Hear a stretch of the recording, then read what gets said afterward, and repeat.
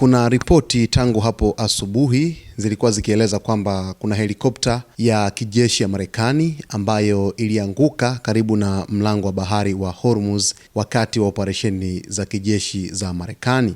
Na helikopta hiyo ni aina ya Apache ambayo ilianguka, na ndani yake kulikuwa kuna wahudumu wawili ambao waliokolewa ndani ya takriban saa 2 na wako salama bila majeraha makubwa. Hii ni ripoti ambayo ilikuwa ikisambaa sana tangu hapo asubuhi na iliripotiwa sana na vyombo vya habari vya Marekani. Lakini baadaye sasa Rais wa Marekani Donald Trump akaja akazungumza, ambapo amesema kwamba wahudumu wawili wa helikopta ya jeshi la Marekani wako salama baada ya kuokolewa na droni ya jeshi la wanamaji la Marekani kufuatia kuanguka kwa helikopta yao aina ya Apache katika mlango wa bahari wa Hormuz unaodhibitiwa na Iran. Kwa mujibu wa kamandi kuu ya jeshi la Marekani CENTCOM, droni ya jeshi la wanamaji iliwabaini na kuwaokoa wahudumu hao wawili kutoka majini ndani ya saa 2 tangu ajali hiyo ilipotokea.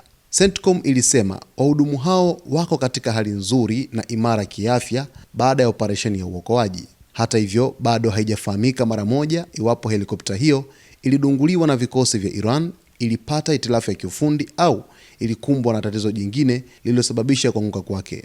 Trump alipoulizwa kama anafahamu sababu ya kuanguka kwa helikopta hiyo, alisema taarifa rasmi itatolewa baadaye Jumanne. Marubani wako salama, hakuna aliyejeruhiwa, Trump alisema akiwa katika uwanja wa ndege wa kimataifa John F. Kennedy mjini New York kabla ya kurejea Washington DC. Sasa hii ni ripoti ambayo inazungumzia helikopta ya Marekani aina Apache ambayo ilidondoka huko katika mlango wa bahari wa Hormuz.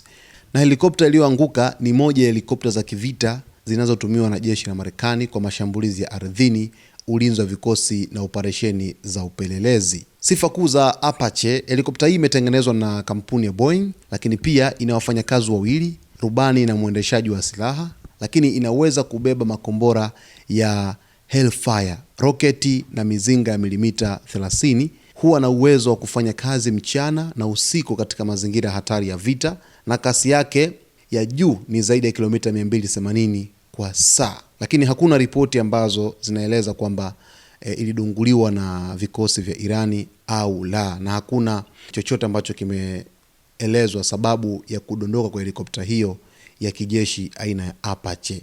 Tangu kipindi cha vita, helikopta za Marekani zimekuwa zikidondoka, na zingine zimekuwa zikidondoka kwa kudunguliwa, na zingine zimekuwa zikidondoka zenyewe kwa hitilafu ya kiufundi. Sasa inaibua hofu kidogo, kuna nini pale katika eneo la mlango wa bahari wa Hormuz? Kwa sababu si mara ya kwanza kushuhudia helikopta zikidondoka au zikipata hitilafu katika eneo hilo. Kumekuwa na sintofahamu katika eneo la mlango wa bahari wa Hormuz, eneo ambapo vikosi vya Iran vimeweka kambi katika eneo hilo. Basi kwa taarifa zaidi, mtazamaji wetu, endelea kuungana nasi wakati wote kwa kusubscribe, kulike, kukomenti pamoja na kushare.